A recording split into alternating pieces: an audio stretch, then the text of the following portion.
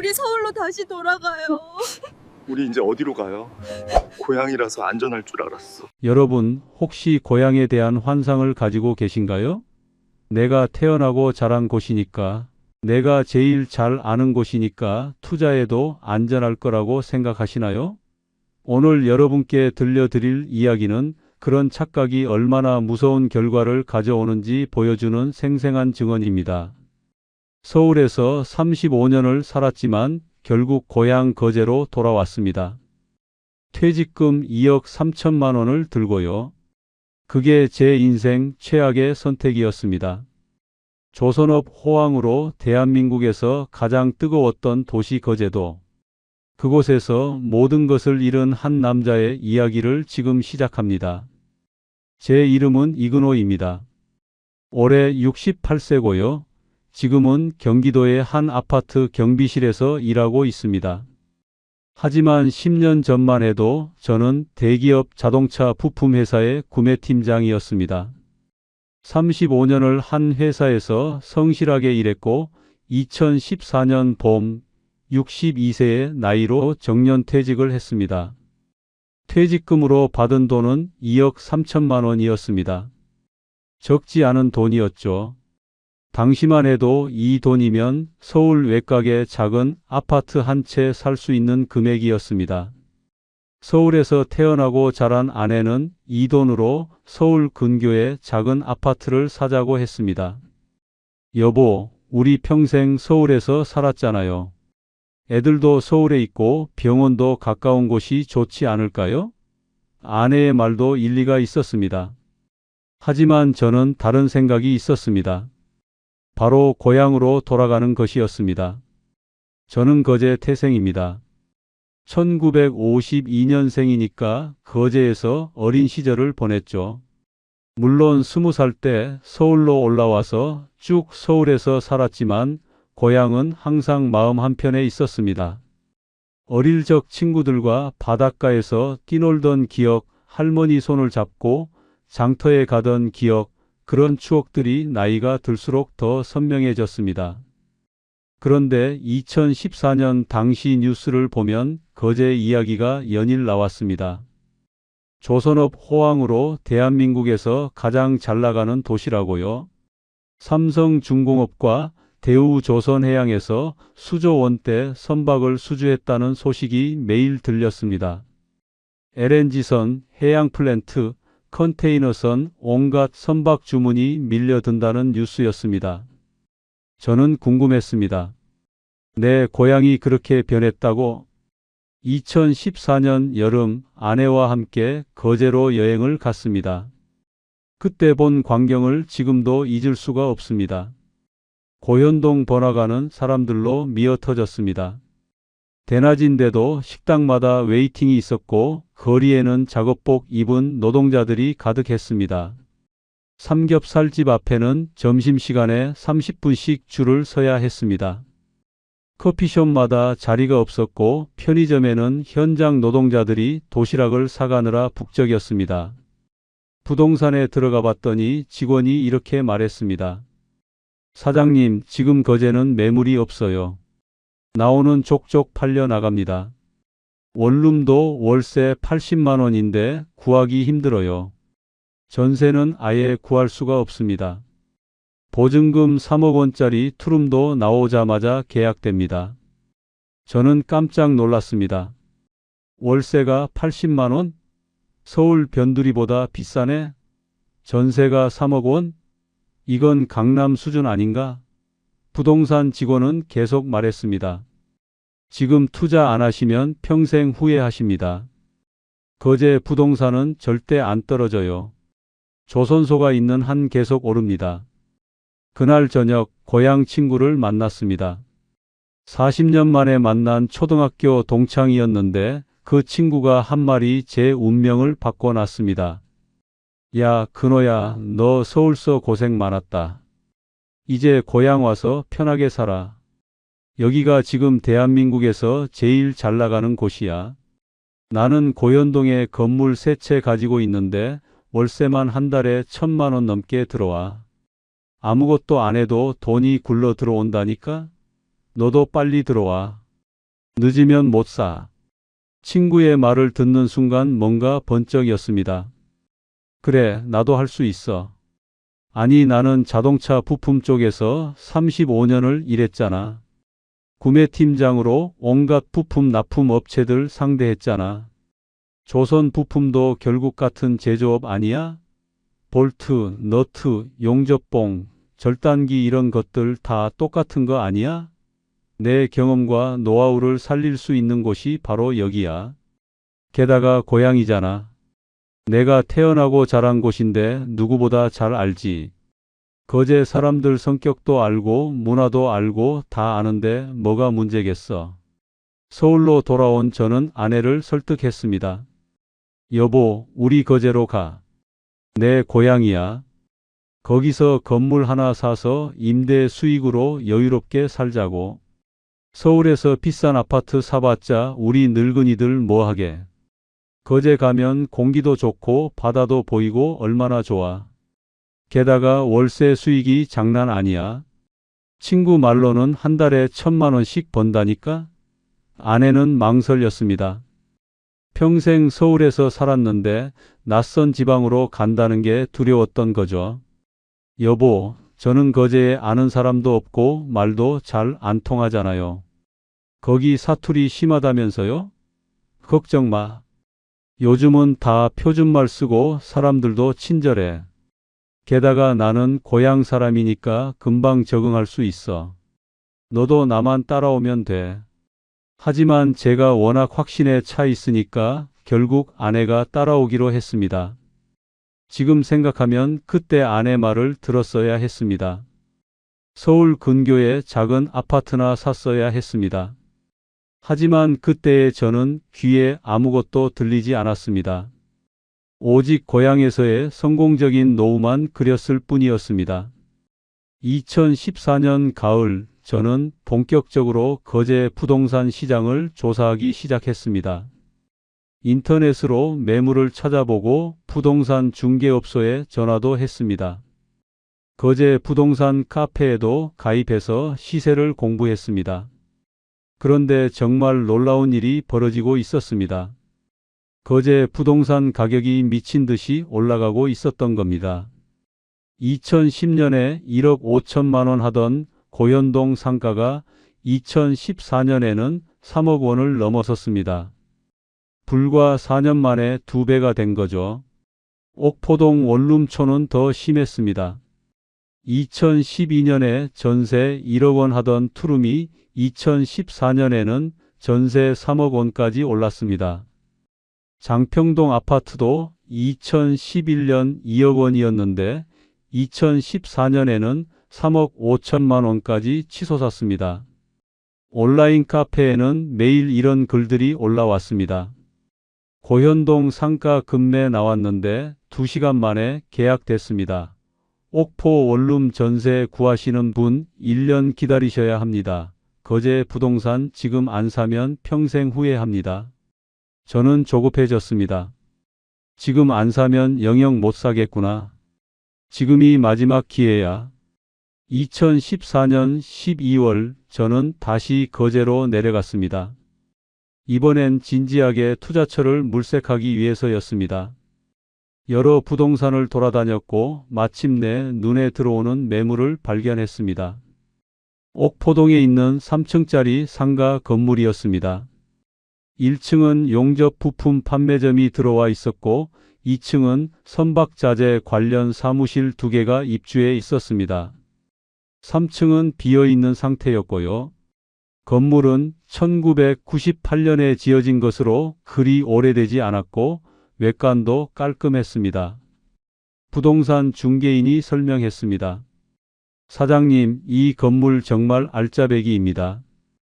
1층 용접부품 가게는 벌써 7년째 장사하는 곳이에요. 조선소 납품하는 곳이라 매출도 엄청 좋습니다. 보증금 8천만 원에 월세 400만 원 받고 있어요. 사장님이 직접 삼성중공업이랑 대우조선 양쪽 다 납품하십니다. 2층 사무실 2곳은 각각 보증금 3천만 원에 월세 200만 원씩입니다. 한 곳은 선박 배관 설계 업체고 다른 한 곳은 선박 전기 시스템 업체입니다. 둘 다 직원 7명 정도 되는 안정적인 회사들이에요. 중개인은 계속 설명했습니다. 한 달에 임대료만 800만 원 들어오는 건물이에요. 3층은 비어 있는데 여기도 사무실로 쓰면 월 300만 원은 받을 수 있습니다. 그럼 총 1100만 원이죠. 건물주는 부산으로 이사 가셔야 해서 급하게 파시는 겁니다. 원래 5억 5천만 원인데 5억에 드리겠다고 하십니다. 이거 진짜 기회입니다. 저는 계산기를 두드렸습니다. 한 달 임대 수익 800만 원이면 1년에 9,600만 원입니다. 건물 가격은 5억 원이라고 했습니다. 수익률로 따지면 연 19%가 넘는 셈이었습니다. 은행 이자가 고작 2%에서 3% 하는 시절에 19%라니 엄청난 수익률이었죠. 게다가 저는 자동차 부품 쪽에서 35년을 일했습니다. 구매팀장으로 있으면서 온갖 부품 납품 업체들을 상대했습니다. 품질 관리, 단가 협상, 재고 관리 이런 것들은 제 전문 분야였습니다. 조선 부품이라고 다를 게 뭐 있겠습니까? 결국 금속 가공하고 납품하는 건 똑같은 거 아닙니까? 저는 1층 용접 부품 가게를 직접 방문해 봤습니다. 가게 안은 각종 용접봉, 절단기, 보호 장비들로 가득했고 직원 3명이 바쁘게 움직이고 있었습니다. 손님도 계속 들어왔습니다. 작업복 입은 노동자들이 용접봉 한 박스씩 사가고 절단기 날을 주문하고 난리였습니다. 저는 확신했습니다. 이 건물은 안전하다. 조선업은 앞으로도 계속 잘 나갈 거다. 거제는 내 고향이니까 누구보다 잘 안다. 이건 기회다. 그날 저녁 숙소로 돌아와서 아내에게 전화했습니다. 여보, 괜찮은 건물 찾았어. 한 달에 800만 원씩 월세 들어오는 건물이야. 우리 퇴직금이랑 적금 합치고 대출 조금 받으면 살 수 있어. 아내는 조심스럽게 물었습니다. 여보, 그게 정말 안전한 거예요? 우리 늙은이들이 빚까지 내서 건물을 사는 게 맞아요? 혹시 나중에 월세 안 나오면 어떻게 해요? 저는 자신만만하게 대답했습니다. 걱정 마. 내가 35년 동안 부품 쪽 일했잖아. 이런 건 눈 감고도 할 수 있어. 게다가 고향인데 뭐. 세입자들도 다 오래된 업체들이고 안정적이야. 절대 문제 없어. 2015년 1월 드디어 계약을 했습니다. 건물 가격은 5억 원이었습니다. 제 퇴직금 2억 3천만 원, 그동안 모아둔 적금 7천만 원을 합치니 3억 원이 됐습니다. 부족한 2억 원은 은행에서 대출을 받았습니다. 당시 금리가 연 12% 정도였으니까 한 달 이자가 200만 원 정도 나왔습니다. 하지만 월세가 800만 원 들어오니까 이자 내고도 600만 원이 남는 셈이었습니다. 완벽한 계획이라고 생각했습니다. 건물 등기를 마치고 나서 열쇠를 받는 순간 가슴이 벅찼습니다. 이제 나도 건물주다. 고향에서 성공한 거야. 계약하던 날 1층 용접 부품 가게 사장님을 만났습니다. 50대 초반으로 보이는 성실해 보이는 분이었습니다. 사장님 반갑습니다. 저는 새로 건물주가 된 이근호라고 합니다. 아, 새 건물주님이시군요. 저는 여기서 7년째 장사하고 있습니다. 앞으로 잘 부탁드립니다. 사장님은 장사가 정말 잘 된다고 했습니다. 조선소에 납품하는 용접봉, 절단기, 보호 장비 같은 것들인데 주문이 밀려서 정신이 없다고 했습니다. 요새 조선소가 미쳐 돌아갑니다. 밤낮 없이 일감이 쏟아져요. 저희 같은 납품업체는 물건만 되면 팔리는 상황입니다. 직원도 2명 더 뽑으려고 합니다. 사장님의 말에 저는 더욱 안심이 됐습니다. 이 정도면 월세 걱정은 없겠구나. 2층 사무실도 돌아봤습니다. 한 곳은 선박 배관 설계 업체였고 다른 한 곳은 선박 전기 시스템 업체였습니다. 두 곳 다 직원이 5명에서 7명 정도 됐고 사무실이 서류와 도면으로 가득했습니다. 컴퓨터 모니터에는 복잡한 설계 도면이 띄워져 있었고 전화벨이 쉴 새 없이 울렸습니다. 바쁘게 일하는 모습을 보니까 안심이 됐습니다. 이 사람들은 월세를 밀릴 사람들이 아니구나. 2015년 2월 저희 부부는 정식으로 거제로 이사를 했습니다. 옥포에서 가까운 장평동의 작은 아파트를 전세로 얻어서 살림을 차렸습니다. 전세금은 1억 5천만 원이었는데 서울에서 살던 집을 정리하면서 나온 돈으로 마련했습니다. 서울 강서구에 있던 24평 아파트를 2억 8천만 원에 팔았고 그 돈으로 거제 전세를 얻고 생활비로 남겨둔 겁니다. 이사 온 첫날 아내가 말했습니다. 여보, 여기 공기 정말 좋네요. 바다도 보이고 서울보다 훨씬 조용하고 좋아요. 근데 마트가 좀 멀긴 하네요. 저는 뿌듯했습니다. 역시 내 선택이 옳았어. 고향으로 돌아온 건 신의 한 수였어. 매달 1일이 되면 월세가 통장으로 입금됐습니다. 1층에서 400만 원, 2층 두 곳에서 각각 200만 원씩 총 800만 원이 들어왔습니다. 대출이자 200만 원을 은행에 납부하고 나면 순수익 600만 원이 제 손에 남았습니다. 국민연금 월 120만 원까지 합치면 한 달 수입이 720만 원이었습니다. 회사 다닐 때 월급이 550만 원이었는데 퇴직 후에 오히려 수입이 늘어난 겁니다. 저는 매일 아침 일찍 일어나서 건물을 관리했습니다. 청소도 하고 전기수도 점검도 하고 세입자들이 불편한 게 없나 살폈습니다. 건물 앞 화단에 꽃도 심고 계단 청소도 꼼꼼히 했습니다. 35년 동안 회사 생활하면서 배운 성실함과 책임감으로 건물을 관리했습니다. 1층 용접부품 가게 사장님이 말했습니다. 건물주님, 이렇게 성실하신 분 처음 봅니다. 전 건물주는 얼굴도 잘 안 보였는데 건물주님은 매일 오셔서 챙겨주시니 정말 감사합니다. 저는 기분이 좋았습니다. 역시 성실하게 하면 되는구나. 2015년 한 해는 정말 꿈 같았습니다. 모든 것이 제 계획대로 흘러갔습니다. 월세는 단 하루도 밀리지 않고 정확하게 매달 1일에 입금됐습니다. 1층 용접부품 가게는 장사가 너무 잘 돼서 직원을 2명이나 더 뽑았습니다. 가게 앞에는 트럭이 매일 와서 물건을 실어 날랐습니다. 2층 사무실들도 프로젝트가 계속 들어와서 야근을 밥 먹듯이 했습니다. 밤 10시가 넘어도 사무실 불이 환하게 켜져 있었습니다. 비어있던 3층도 6월에 세입자가 들어왔습니다. 선박 인테리어 자재 업체였는데 보증금 5천만 원에 월세 250만 원으로 계약했습니다. 사장님이 말했습니다. 건물주님, 요즘 선박 인테리어 주문이 폭발합니다. 외국 크루즈선 내부 인테리어를 저희가 납품하는데 물량이 장난 아닙니다. 이제 월세 수익이 800만 원에서 1,050만 원으로 늘어났습니다.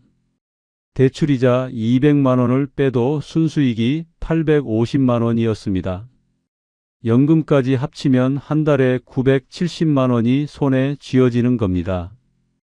회사 다닐 때 월급이 550만 원 정도였으니까 퇴직 후에 오히려 수입이 거의 2배로 늘어난 셈이었습니다. 저는 매달 통장에 찍히는 숫자를 보며 감격했습니다. 역시 내 선택이 맞았어. 부동산 투자가 답이었어.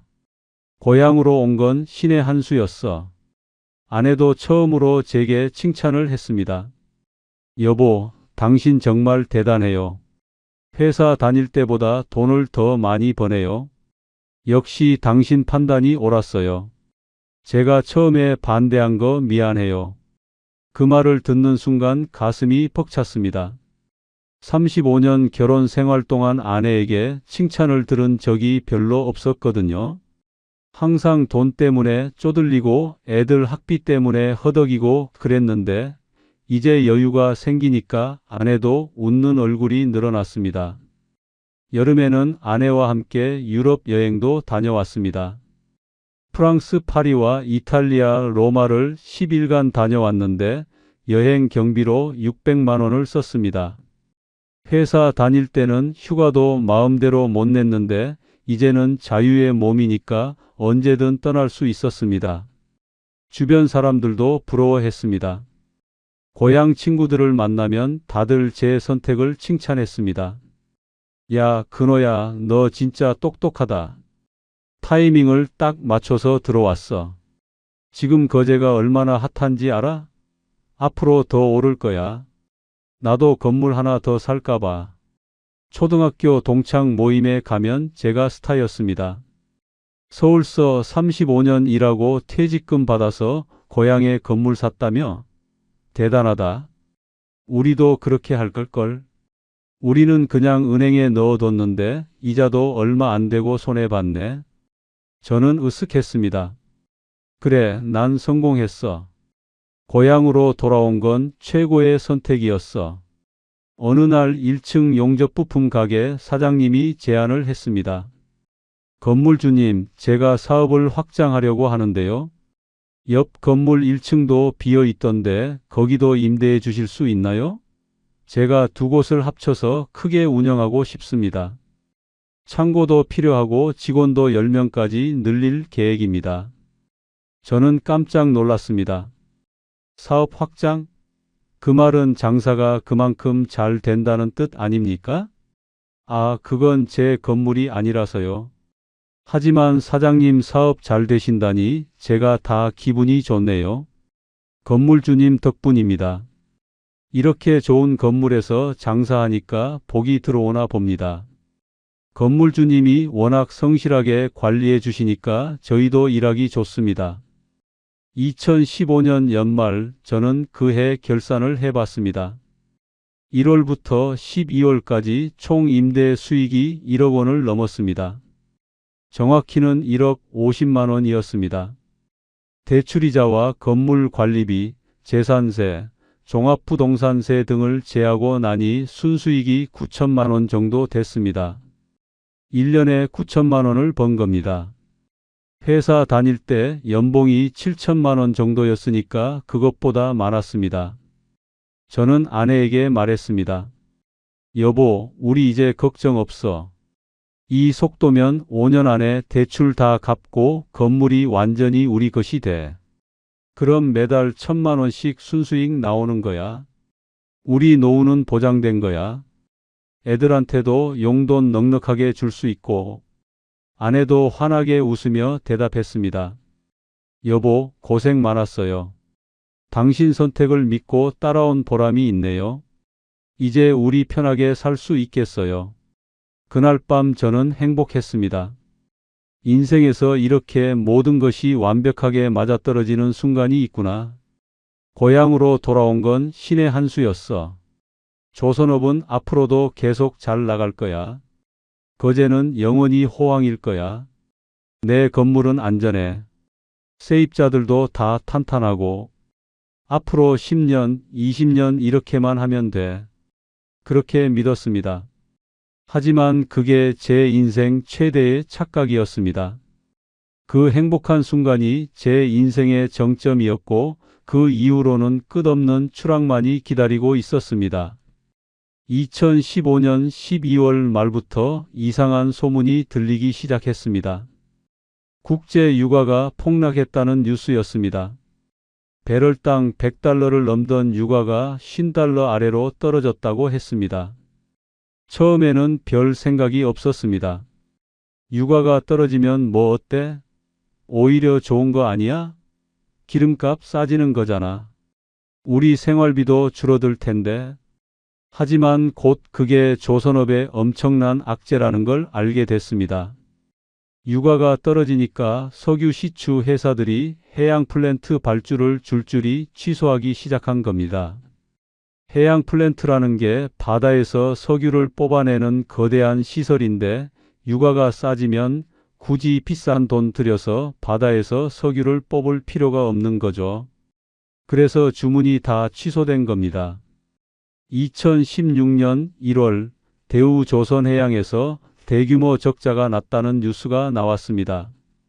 무려 5조 원이 넘는 손실이라고 했습니다. 조선업계가 발칵 뒤집혔습니다. 고지어 구조조정 이야기가 나왔습니다. 처음에는 설마 했습니다. 조선업이 그렇게 쉽게 무너질 리가 없어. 일시적인 거야. 곧 회복될 거야. 하지만 현실은 제 기대와 정반대로 흘러갔습니다. 2016년 3월 대우조선해양에서 희망퇴직을 받는다는 공고가 났습니다. 목표 인원이 무려 5,000명이었습니다. 거제 거리 분위기가 싸늘하게 식어갔습니다. 작업복 입은 노동자들의 표정이 어두워졌습니다. 식당들도 예전만큼 붐비지 않았습니다. 점심시간에 줄 서던 삼겹살집도 자리가 남기 시작했습니다. 저는 불안했지만 애써 무시하려고 했습니다. 우리 건물은 괜찮아. 세입자들이 다 오래된 업체들이잖아. 그런데 4월 어느 날 2층 사무실 중 한 곳 사장님이 찾아왔습니다. 선박 배관 설계 업체 사장님이었습니다. 건물주님 죄송합니다. 저희가 다음 달 계약 갱신을 못할 것 같습니다. 네? 왜요? 무슨 일 있으세요? 조선소에서 발주가 끊겼습니다. 신규 프로젝트가 하나도 안 들어와요. 저희 직원들 월급 주기도 벅찬 상황입니다. 더 이상 여기 있을 수가 없습니다. 직원도 7명에서 3명으로 줄였는데 그것도 버티기 힘듭니다. 저는 당황했습니다. 이 사무실이 월세 200만 원을 내는 곳인데 이게 빠지면 수익이 줄어드는 거잖아요. 사장님, 그럼 월세를 좀 깎아 드릴까요? 200만 원을 150만 원으로 낮춰 드릴게요. 얼마면 가능하세요? 건물주님, 감사합니다만 저희는 아예 사업을 접으려고 합니다. 직원들도 다 정리하고 문을 닫을 겁니다. 이미 빚이 2억이 넘어서 더 이상 못 버팁니다. 그 업체는 5월 말에 완전히 빠져나갔습니다. 저는 급하게 새 세입자를 구했지만 쉽지 않았습니다. 부동산 중개인에게 연락했더니 이런 대답이 돌아왔습니다. 사장님, 요즘 사무실 구하는 업체가 없습니다. 다들 문 닫고 나가는 판인데 누가 새로 들어오겠습니까? 거제 전체가 지금 공실천지입니다. 옥포동만 해도 빈 사무실이 수십 개는 될 겁니다. 한 달이 지나고 2달이 지났지만 세입자가 안 구해졌습니다. 처음으로 공실이 생긴 겁니다. 월세 수익이 1,050만 원에서 850만 원으로 떨어졌습니다. 250만 원이 줄어든 거죠. 대출이자 200만 원을 내고 나니 순수익이 650만 원으로 쪼그라들었습니다. 그래도 저는 괜찮다고 생각했습니다. 일시적인 거야. 곧 경기가 좋아지면 세입자 다시 구하면 돼. 조선업이 영원히 나쁠 수는 없잖아. 하지만 상황은 점점 더 나빠졌습니다. 2016년 여름, 이번엔 삼성중공업에서도 구조조정을 시작했습니다. 희망퇴직 목표가 3,000명이었습니다. 대우조선 5,000명, 삼성중공업 3,000명 합쳐서 8,000명이 일자리를 잃는 겁니다. 거제 인구가 당시 25만 명 정도였으니까 3%가 넘는 사람들이 실직하는 셈이었습니다. 거제 거리가 눈에 띄게 한산해졌습니다. 점심시간인데도 식당에 빈자리가 보였습니다. 저녁이 되면 번화가가 텅텅 비었습니다. 예전에는 밤 10시까지 사람들이 거리에 넘쳐났는데 이제는 8시만 되면 거리가 조용해졌습니다. 부동산 매물이 쏟아지기 시작했습니다. 아파트 급매물, 상가 급매물, 토지 급매물 온갖 매물이 나왔지만 사는 사람은 없었습니다. 저는 점점 불안해졌습니다. 이거 심상치 않은데 혹시 우리 건물도 영향을 받는 거 아니야? 밤에 잠을 자다가도 깨서 걱정했습니다. 다른 세입자들은 괜찮을까? 1층 용접 부품 가게는 괜찮겠지? 7년이나 장사했는데. 하지만 불길한 예감은 현실이 되고 맙니다. 2016년 9월 악몽이 시작됐습니다. 3층에 있던 선박 인테리어 자재업체 사장님이 찾아왔습니다.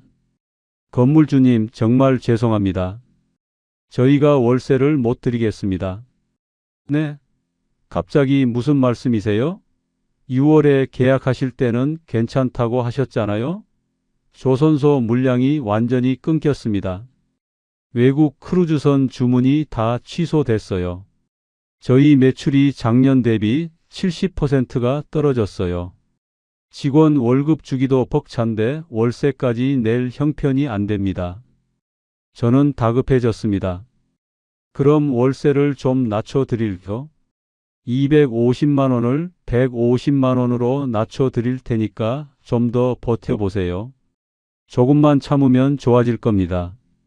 사장님은 고개를 저었습니다. 건물주님 마음은 감사하지만 저희는 아예 사업을 접어야 할 것 같습니다. 다음 달까지만 있고 나가겠습니다. 정말 죄송합니다. 10월 말 그 업체가 빠져나갔습니다. 이제 3층이 완전히 비었습니다. 월세 수익이 850만 원에서 600만 원으로 떨어졌습니다. 대출이자 200만 원 내고 나면 순수익이 400만 원밖에 안 남았습니다. 반년 전만 해도 850만 원이었는데 절반 가까이 줄어든 겁니다. 저는 급하게 세입자를 구하려고 발버둥쳤습니다. 부동산 중개업소를 찾아다니며 부탁했습니다. 제발 세입자 좀 구해주세요.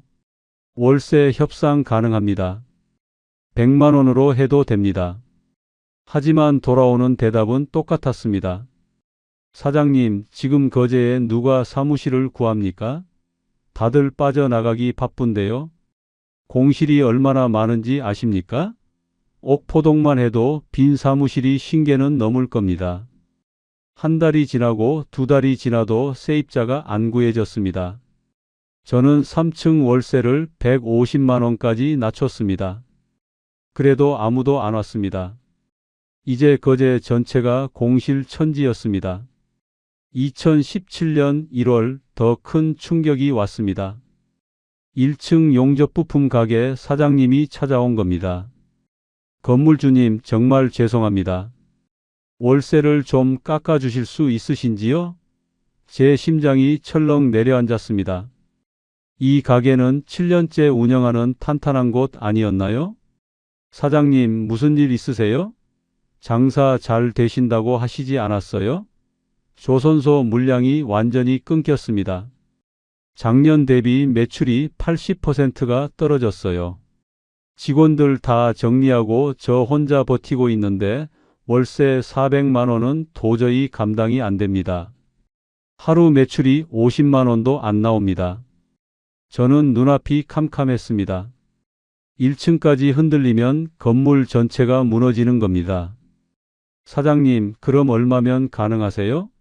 죄송하지만 200만 원 정도면 겨우 버틸 수 있을 것 같습니다. 200만 원? 절반으로 깎으라는 거잖아요. 하지만 선택의 여지가 없었습니다. 이 세입자마저 나가면 1층도 비는 겁니다. 알겠습니다. 사장님, 200만 원으로 하시죠. 대신 조금만 더 버텨주세요. 제발 부탁입니다.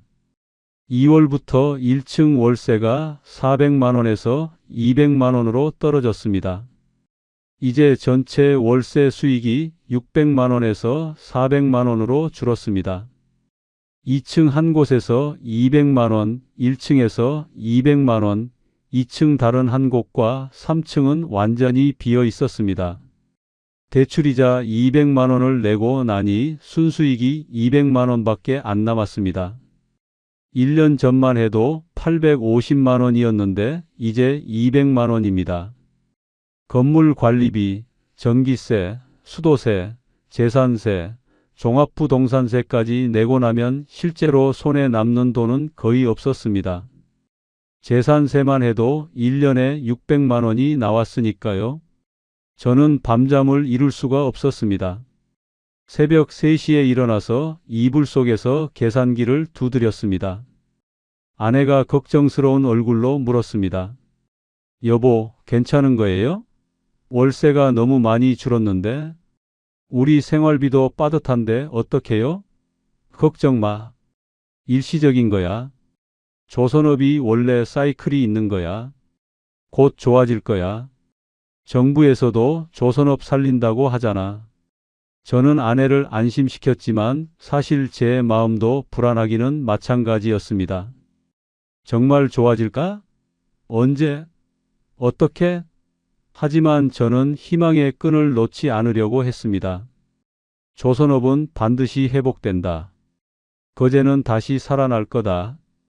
그렇게 믿고 싶었습니다. 2017년 여름 결정적인 순간이 왔습니다. 2층에 남아있던 마지막 사무실 선박 전기 시스템 업체 사장님이 찾아온 겁니다. 건물주님, 정말 죄송합니다. 저희가 더 이상 못 버티겠습니다. 다음 달부터 나가겠습니다. 사장님, 제발 조금만 더 버텨주세요. 월세 깎아드릴겨? 200만 원을 100만 원으로 낮춰드릴겨? 아니, 50만 원으로 해도 됩니다. 그냥 자리만 지켜주세요. 건물주님, 저희는 아예 폐업합니다. 빚만 5억이 넘어요. 더 이상 못합니다. 이미 집도 날렸고 개인 파산 직전입니다. 정말 죄송합니다. 8월 말 그 업체가 완전히 빠져나갔습니다. 이제 건물에 남은 세입자는 1층 용접부품 가게 하나뿐이었습니다. 월세 수익이 400만 원에서 200만 원으로 떨어졌습니다. 대출이자 200만 원을 내면 순수익이 0원입니다. 한 푼도 안 남는 겁니다. 오히려 건물 관리비, 전기세, 수도세, 재산세 등을 생각하면 매달 적자였습니다. 한 달에 50만 원씩 적자가 나기 시작했습니다. 저는 패닉에 빠졌습니다. 이럴 수가 있나? 2년 전만 해도 월 850만 원씩 벌던 건물인데 이제 적자라니? 저는 필사적으로 세입자를 구하려고 했습니다. 인터넷에 광고도 올리고 지인들에게 부탁도 했습니다. 월세를 100만 원까지 낮췄습니다. 심지어 50만 원으로도 내렸습니다. 하지만 아무도 오지 않았습니다. 거제 전체가 유령 도시로 변하고 있었기 때문입니다. 2017년 한 해 동안 거제 인구가 2만 명 가까이 줄었습니다. 실직한 노동자들이 짐을 싸서 고향으로, 서울로, 부산으로 떠나갔습니다. 옥포동 번화가는 텅텅 비었습니다. 밤이 되면 불 켜진 가게가 손에 꼽을 정도였습니다. 골목마다 임대 문의 현수막이 나붙었습니다. 더 끔찍한 건 부동산 가격 폭락이었습니다. 5억 원 하던 제 건물이 감정가가 3억 원으로 떨어졌습니다. 불과 2년 만에 2억 원이 증발한 겁니다. 거제 전역에서 급매물이 쏟아졌지만 사는 사람이 없었습니다. 아파트 값도 반토막 났습니다. 3억 원 하던 아파트가 1억 5천만 원에도 안 팔렸습니다. 저는 절망했습니다. 이게 내 고향이야? 내가 그렇게 믿었던 거제가 이렇게 무너지다니? 고향이니까 안전할 줄 알았는데 오히려 더 위험했던 거야. 2017년 12월 1층 용접부품 가게 사장님이 또 찾아왔습니다. 불길한 예감이 들었습니다. 건물주님, 정말 죄송합니다. 저희가 더 이상 못 버티겠습니다. 폐업합니다. 네? 사장님, 안 됩니다.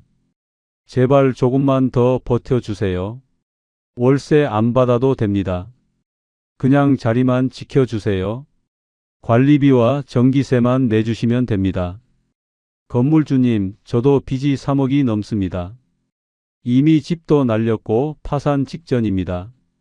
가게 문 닫고 고향으로 내려가야 합니다. 정말 죄송합니다. 2018년 1월 마지막 세입자마저 떠났습니다. 건물이 완전히 텅 비었습니다. 1층, 2층, 3층 모두 공실입니다. 월세 수익 0원입니다. 하지만 대출이자는 매달 200만 원씩 나갑니다.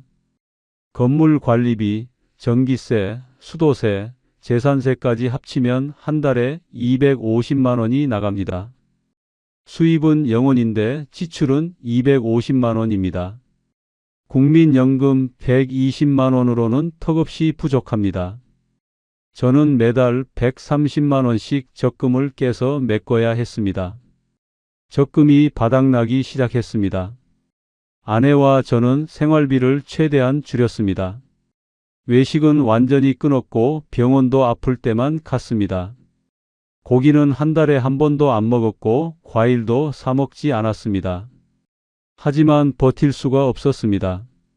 2018년 5월 은행에서 대출이자 연체 독촉이 왔습니다. 저는 은행 지점장에게 찾아가서 애원했습니다. 지점장님, 제발 조금만 시간을 주세요. 조선업이 곧 살아날 겁니다. 그러면 제가 다 갚겠습니다. 35년 동안 성실하게 살아온 사람입니다. 제발 믿어주세요. 고객님, 저희도 어쩔 수 없습니다. 본사 방침이라서요. 연체가 3개월 이상 지속되면 담보를 처분해야 합니다. 이미 2개월째 연체하셨잖아요. 저는 더 이상 버틸 수가 없다고 판단했습니다. 건물을 팔기로 결심했습니다. 부동산 중개업소에 급매로 내놓았습니다. 호가는 3억 원이었습니다. 5억에 샀던 건물을 3억에 내놓은 겁니다. 하지만 연락 오는 사람이 없었습니다. 한 달이 지나고 두 달이 지나도 아무도 관심을 보이지 않았습니다. 저는 가격을 2억 5천만 원으로 낮췄습니다. 그제야 한 부동산 투자자가 나타났습니다. 사장님, 2억 원이면 제가 사겠습니다. 아니, 2억 원요? 너무 낮은 거 아닙니까? 제가 5억에 샀는데요. 지금 거제 부동산 시장 아시잖아요. 매물은 넘치는데 사는 사람이 없어요. 2억도 비싼 겁니다. 싫으시면 안 사도 됩니다. 저는 울면서 고개를 끄덕였습니다. 알겠습니다. 2억 5천만 원에 팔겠습니다. 제발 사주세요. 2018년 9월 건물이 2억 5천만 원에 팔렸습니다. 5억 원에 샀던 건물을 2억 5천만 원에 판 겁니다. 저는 대출 2억 원을 먼저 갚았습니다. 손에 남은 돈은 5천만 원이었습니다. 퇴직금 2억 3천만 원, 적금 7천만 원, 총 3억 원을 투자했는데 5천만 원만 건진 겁니다. 2억 5천만 원이 증발한 겁니다. 거기에 서울 집을 정리하면서 손해본 돈까지 합치면 실제 손실은 3억 원이 넘었습니다. 저는 그날 밤 잠을 이룰 수가 없었습니다. 내 인생이 무너졌다. 35년 동안 성실하게 일하면서 모은 돈이 단 3년 만에 사라졌다. 아내가 울면서 말했습니다. 여보, 우리 이제 어떻게 살아요? 노후 자금이 다 날아갔잖아요. 애들한테 도움도 못 주고 우리 늙어서 어떻게 살아요? 저는 아무 말도 할 수 없었습니다. 제 잘못이었으니까요. 고향이라고 믿었던 제 판단 착오였으니까요. 65세의 나이에 저는 다시 서울로 올라가야 했습니다. 하지만 서울 집도 이미 정리한 상태였습니다. 남은 돈 5천만 원으로는 집을 살 수도 없었습니다. 저희 부부는 경기도의 한 월세 아파트로 들어갔습니다. 보증금 2천만 원에 월세 60만 원짜리 투룸이었습니다. 생활비를 벌어야 했습니다. 국민연금 120만 원으로는 월세 60만 원 내고 나면 생활비가 부족했습니다. 저는 일자리를 찾아야 했습니다. 65세 노인을 뽑아주는 곳이 어디 있겠습니까? 결국 아파트 경비 일을 시작했습니다. 한 달 월급이 180만 원이었습니다. 국민연금 120만 원과 합치면 300만 원이었습니다. 월세 60만 원 내고 나면 240만 원으로 두 사람이 살아야 했습니다. 경비 일은 힘들었습니다. 하루 12시간씩 서 있어야 했고 주민들에게 고개를 숙여야 했습니다. 한때 대기업 구매팀장이었던 제가 아파트 경비원이 된 겁니다. 처음에는 자존심이 상했습니다. 회사 동료들이 알면 뭐라고 할까? 고향 친구들이 알면 얼마나 부끄러워할까? 하지만 어쩝니까? 먹고 살아야 하는데 저는 악물고 버텼습니다. 1년이 지나고 2년이 지났습니다. 코로나19가 터졌습니다. 세상이 더 혼란스러워졌습니다. 하지만 저는 묵묵히 경비 일을 했습니다. 비가 오나 눈이 오나 경비실을 지켰습니다. 2021년쯤부터 뉴스에서 조선업이 다시 살아나고 있다는 소식이 들렸습니다. LNG선 수주가 폭발하고 있다고 했습니다. 거제도 조선소가 다시 바쁘다고 했습니다. 저는 씁쓸하게 웃었습니다. 이제 와서 뭐가 소용입니까? 제 돈은 이미 다 날아갔는데 2024년에는 조선업 슈퍼사이클이 왔다는 뉴스까지 나왔습니다. 거제 조선소가 밤낮 없이 돌아간다고 했습니다. 하지만 저는 알고 있습니다. 그 호황이 거제 사람들의 호황은 아니라는 걸요.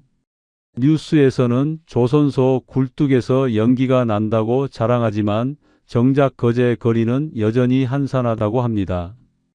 외국인 노동자들로 채워졌을 뿐 예전처럼 돈이 도는 도시는 아니라고 합니다. 지금 저는 68세입니다. 여전히 경비 일을 하고 있습니다. 아내는 70세가 됐고 건강이 많이 안 좋아졌습니다. 당뇨병과 고혈압으로 병원을 자주 다닙니다. 저희 부부는 남은 돈 3천만 원으로 조촐하게 살고 있습니다. 가끔 고향 거제를 떠올립니다. 어릴 적 뛰놀던 바닷가, 친구들과 웃던 골목길. 그 추억들은 아름답습니다. 하지만 투자처로서의 거제는 제게 지옥이었습니다. 고향이라는 이유만으로 안전하다고 착각했던 제 어리석음이 모든 것을 앗아갔습니다. 여러분, 제 이야기를 들으시면서 어떤 생각이 드셨나요? 저는 욕심이 많은 사람이 아니었습니다. 그저 고향에서 조용히 노후를 보내고 싶었을 뿐입니다. 35년 동안 성실하게 일해서 모은 퇴직금을 안전하게 굴리고 싶었을 뿐입니다. 하지만 단 하나의 착각이 모든 걸 망쳤습니다. 고향이니까 안전할 거라는 착각, 내가 잘 아는 곳이니까 투자해도 괜찮을 거라는 착각, 조선업은 영원히 잘 나갈 거라는 착각.